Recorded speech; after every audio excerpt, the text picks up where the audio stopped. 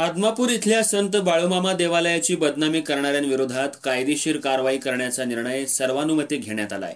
हे आहे गोकुळचं श्रीखंड, अगदी जिभेवर रेंगाळणार। जिभेवरच नाही तर मनावरही रेंगाळणार। गोकुळ श्रीखंड, मनावर रेंगाळणार।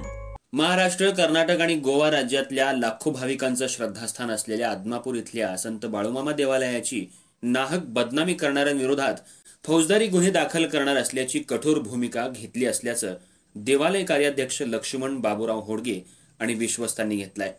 ते मंदिरात घेण्यात आलेल्या पत्रकार परिषदेत बोलत होते। महाराष्ट्र, कर्नाटक आणि गोवा राज्यातल्या लाखो भाविकांचं श्रद्धास्थान असलेल्या आदमापूर इथल्या संत बाळूमामा देवालयाच्या दर्शनासाठी दिवसेंदिवस भक्तांचा ओघ वाढतच आहे।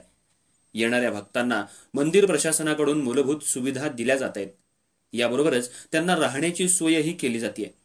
दर्शन सुलभ व्हावं यासाठी विशेष मोहीम राबवली जात असून वाहन पार्किंगसाठी मोफत स्वतंत्र यंत्रणा केली आहे। असं असताना काही विघ्न संतोषी लोकांकडून संत बाळूमामा मंदिराची खोटी आणि चुकीची माहिती देऊन मंदिराची बदनामी केली जाते।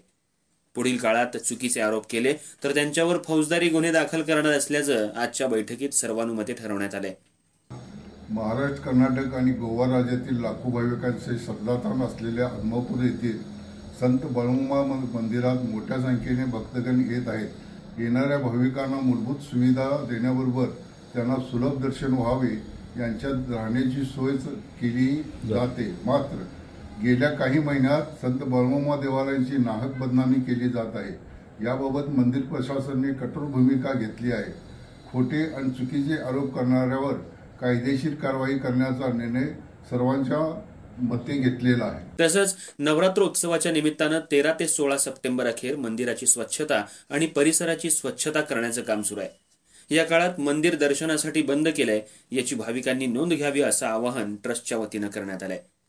या पत्रकार परिषदेला कार्याध्यक्ष लक्ष्मण होडगे, अध्यक्ष धैर्यशील भोसले, सरपंच विजयराव गुरव, दत्तात्रय पाटील, संदीप मगदूम, संभाजीराव पाटील, दिनकरराव कांबळे, दिलीप पाटील, पोलीस पाटील विनायक शिंदे, अप्पासाहेब पुजारी, भिकाजी शिनगारे उपस्थित होते।